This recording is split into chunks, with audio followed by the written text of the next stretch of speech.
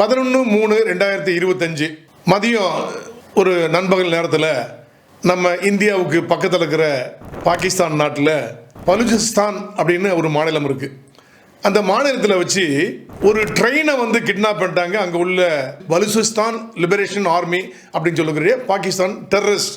அந்த ட்ரெயின் வந்து பாகிஸ்தானில் இருக்கிற கொட்டாலேருந்து பெஷாவர் அப்படிங்கிற இடத்துக்கு அந்த ட்ரெயின் போயிட்டு இருக்கு. 500க்கும் மேற்பட்ட பயணிகள் அங்கே இருக்காங்க. அது ஒரு தாதர் அப்படிங்கிற இடத்துக்கு பக்கத்தில் நோக்கி போயிட்டு இருக்கும்போது திடீர்னு ஆர்ம்டு கேங், அந்த பலுச்சிஸ்தான் லிபரேஷன் ஆர்மி என்று சொல்லப்பட்ட பலுச்சிஸ்தானில் எங்களுக்கு தனிநாடு வேணும் அப்படிங்கிற கேட்கக்கூடிய பாகிஸ்தானிய அந்த டெரரிஸ்டுகள் அந்த ட்ரெயினை வந்து ஆர்ம்டு கேங் வந்து துப்பாக்கியால் சுட்டு டிரைவரை அந்த இடத்துலயே கொன்று வண்டியை வந்து தண்டவாளத்திலிருந்து ரயில் பண்ண வச்சுட்டாங்க. தடம் புரண்டுச்சு ட்ரெயின். உடனடியாக சரமாரியா துப்பாக்கியில் சுட்டு 11 மிலிட்ரி பர்சனல் அந்த இடத்துல ஸ்பாட்லேயே அவுட். நிறைய பேசஞ்சர்ஸுக்கு காயம், ஏற்பட்டவருக்கு காயம். உடனடியாக அந்த மிலிட்டன்ஸ் அந்த டோட்டல் ட்ரெயினையே அப்படி சீஸ் பண்ணிட்டாங்க. ஹோஸ்டேஜ் மாதிரி வச்சுட்டு உடனே அறிக்கை விடுறாங்க. கொட்டாலிருந்து பெஷாவருக்கு வந்த ஜாஃபர் எக்ஸ்பிரஸ் ட்ரெயினை நாங்கள் ஹோஸ்டேஜாக பிடிச்சு வச்சிருக்கோம். இந்த உள்ள 500க்கும் மேற்பட்ட இந்த பேசஞ்சர்ஸில் லேடிஸ் அண்டு குழந்தைகளை நாங்கள் அனுப்பி வச்சுட்டோம். 182 பேர் அந்த பேசஞ்சர்ஸை வந்து நாங்கள் ஹோஸ்டேஜாக, அதாவது பிணைய கைதிகளாக பிடிச்சு வச்சுக்கிறோம். அந்த 182 பேரில் 100க்கும் மேற்பட்டவர்கள் பாகிஸ்தான் ஆர்மியை சேர்ந்தவர்கள், பாகிஸ்தானுடைய ISI என்ற இன்டெலிஜென்ஸ் அமைப்பை சேர்ந்தவர்கள். இவங்களை நாங்கள் பிடிச்சு வச்சிருக்கோம் அப்படின்ட்டாங்க. இந்த துப்பாக்கி சூடில் ட்ரெயின் டிரைவர் ஸ்பாட்டில் இறந்துட்டாரு. 11 பாகிஸ்தான் மிலிட்ரி பர்சனல் இறந்துட்டாங்க.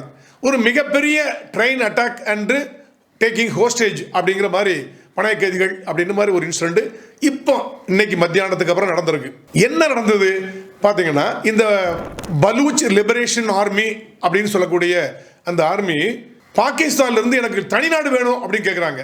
உங்கள்கிட்ட ஒத்துக்க முடியாது, எங்களை 2ஆம் தர குடிமகளாக நீங்கள் ட்ரீட் பண்ணுறீங்க, எங்களை ஒத்துக்க முடியாது அப்படின்னு சொல்லி தொடர்ந்து நிறைய ஒரு டெரரிஸ்ட் அட்டாக் பாகிஸ்தானுக்கு எதிராக பண்ணிட்டு இருக்காங்க. நிறைய இடத்துல அவங்களுடைய மெயின் டார்கெட்டே பாகிஸ்தானுடைய மிலிட்ரி தான்.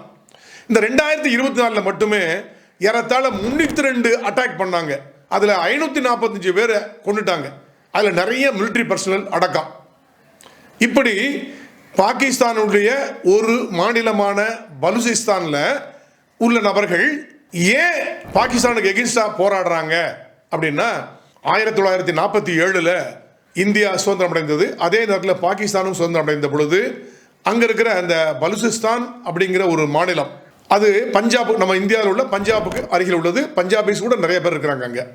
அந்த இதில் ஒரு 3 விதமான குறுநிலங்கள் இருந்தது. அது ஒரு காலனைஸ் பண்ணாங்க பிரிட்டிஷ்காரங்க.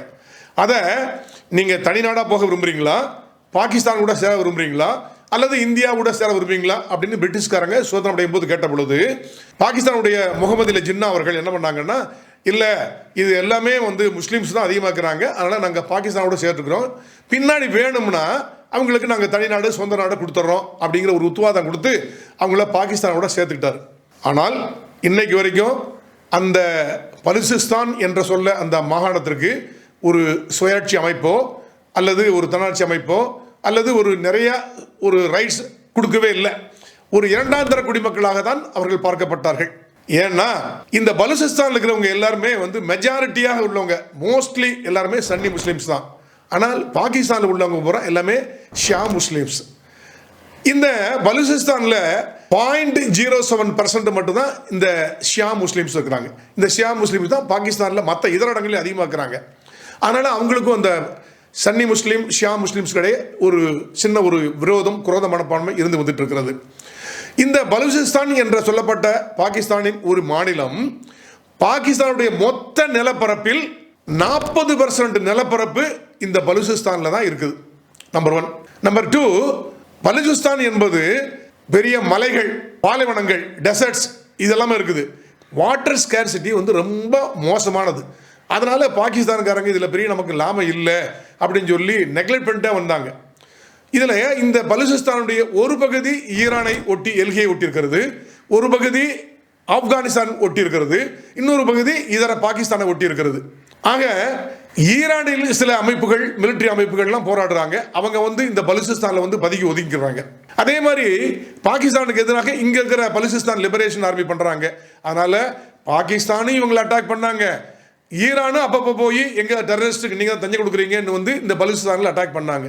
அப்படி பண்ணதுனால இந்த பலுசிஸ்தான் லிபரேஷன் ஆர்மி அப்படிங்கிறது ஆரம்பத்தில் மார்க்சிஸ்ட் லெனினிஸ்ட் ஒரு மூவ்மெண்ட்டாக தான் இருந்தது. ஆனால் இப்போ உள்ள மற்ற இதர முஸ்லீம் டெரரிஸ்ட் எல்லாருமே ஒன்று சேர்ந்து அதை வந்து பலுசிஸ்தான் நேஷனல் ஆர்மி அப்படின்னு அந்த பேரையை மாற்றி எங்களுக்கு உடனடியாக சுதந்திரம் வேணும் அப்படின்னு இப்போ போராடிட்டு இருக்கிறாங்க. பெரிய மாநிலமான 40% நிலப்பரப்பை கொண்ட பலுசிஸ்தான் என்ற இந்த மாநிலத்தில் 3,47,190 ஸ்கொயர் கிலோமீட்டர்ஸ் பரப்பளவை கொண்டது. 1,40,94,402 மக்கள் தொகையை கொண்டது. இதில் ஒரு 1,17,345 ஹிந்துஸ் மட்டும்தான் குடியிருக்கிறாங்க. இன்னைக்கு நடந்த இந்த ட்ரெயின் அட்டாக் என்பது ஏறத்தாழ 482 to 500 பேருக்கு மேலே பணைய கைதிகளாக பிடித்து வைத்து விட்டார்கள் பொதுமக்கள் மற்றும் மிலிட்ரி பர்சனலை. மிலிட்ரி பர்சனல்னா ஏற்கனவே 11 பேர் இறந்துட்டாங்க இன்னைக்கு சுடப்பட்டு.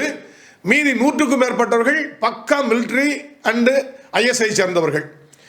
யாராவது ஏதாவது மிலிட்ரிக்காரங்களோ அல்லது மற்றவங்களோ வந்து இவங்களெல்லாம் வந்து பணைய கைதிகளை மீட்கணும், எங்களுடைய டிமாண்ட் தனிநாடு என்ற அந்த கோரிக்கையை ஏற்காமல் இவங்களை மீட்கணும்னு மிலிட்ரி ஆபரேஷன் பண்ணீங்க அப்படின்னா நாங்கள் பிடிச்சு வச்சுக்கிற அத்தனை பேரையும் சுட்டு கொண்டுருவோம்.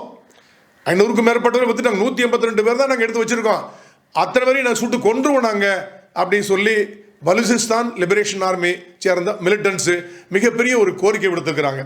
கொன்றுவோம், யாரையும் வரக்கூடாது அப்படிங்கிறாங்க. Pakistan military, Pakistan police, Pakistan intelligence service எல்லாம் மொத்த பேரும் என்ன நடந்துருவோம் அப்படின்னு சொல்லி போயிருக்காங்க. வேர்ல்டு ஃபுல்லாக இப்போ இதுதான் மிகப்பெரிய ஒரு டாக். என்ன அது, ஒரு மிலிட்டன்ஸ் வந்து ஒரு மிகப்பெரிய ட்ரெயினையே கிட்னாப் பண்ணிட்டு போய் அப்படி ட்ரெயினை கவுத்து ஹோஸ்டேஜாக எல்லா பேசஞ்சரையும் பிடிச்சி அது எஸ்பெஷலி 100க்கும் மேற்பட்ட இராணுவத்தினரை பிடிச்சி வச்சுட்டாங்களே அப்படின்னு பார்க்குறாங்க. பாகிஸ்தானுக்கு மிகப்பெரிய தலைகுனிவு. இதில் என்ன நடந்தது அப்படின்னா, அந்த 1947 நம்ம இந்தியா சுதந்திரம் அடைந்து பாகிஸ்தான் பிரிஞ்ச போது பாகிஸ்தான் சில காஷ்மீரில் சில பகுதியை பிடிச்சிட்டாங்க. அப்போ நமக்கு ஒரு வார் 47-48. 65 நமக்கும் பாகிஸ்தானுக்கு ஒரு வார். 71 ஈஸ்ட் பெங்காலுக்கும் பாகிஸ்தானுக்கு இடையில ஒரு பிரச்சனை வரும்போது இந்தியா தலையிட்டு அதை வந்து பங்களாதேஷ் அப்படின்னு மாற்றிட்டாங்க. 99 கார்கில் வார். ஸோ பாகிஸ்தானுக்கு நம்ம மேலே இந்தியா மேலே வெறுப்பு. இந்தியா மிகப்பெரிய ஆர்மி வச்சிருக்கு, மிகப்பெரிய நாடு, நம்ம அவங்களை ஜெயிக்க முடியல, நம்ம ஆர்மி வச்சு ஜெயிக்க முடியலான்னு பரவாயில்ல, அங்கங்கே இந்தியாவுடைய முதுகுல ரத்த காயம் உண்டாக்கணும் அப்படின்னு சொல்லி நிறைய டெரரிஸ்ட் அட்டாக் பண்ணிட்டே இருக்கிறாங்க.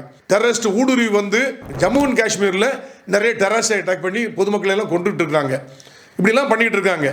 ஸோ பாகிஸ்தான் வந்து இப்படிலாம் நமக்கு ரொம்ப தொந்தரவு கொடுத்துக்கிட்டு மிலிட்டரி அட்டாக் பண்ணிக்கிட்டே இருக்கிறதுனால அப்போ என்ன பேசுகிறாங்க அப்படின்னா, இந்த பலுசிஸ்தான் மக்களை தூண்டிவிட்டு தனிநாடு வேண்டும் எங்களுக்கு கேட்ப வைப்பதே இந்தியா தான்.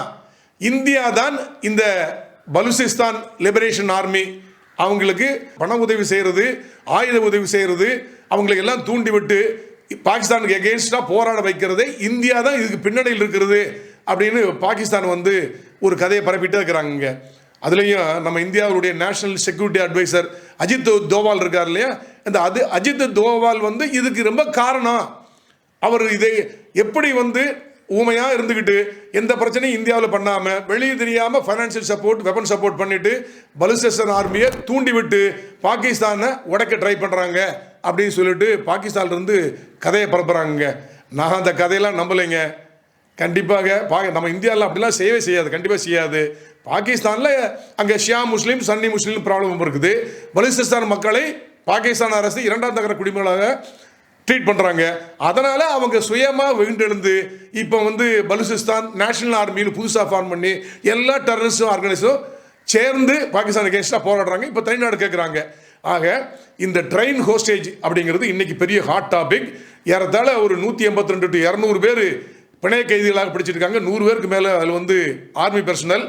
என்ன நடக்கும் இன்னைக்கு நைட்டில், நாளைக்கு பாகிஸ்தான் ஆர்மியை வச்சு அவங்களெல்லாம் கொன்று அவங்கள மீட்டுருவாங்களா ஹோஸ்டேஜை, இல்லைன்னா மொத்த ஹோஸ்டேஜும் கொல்லப்படுவார்களா என்பது இன்று இரவு தெரியும்.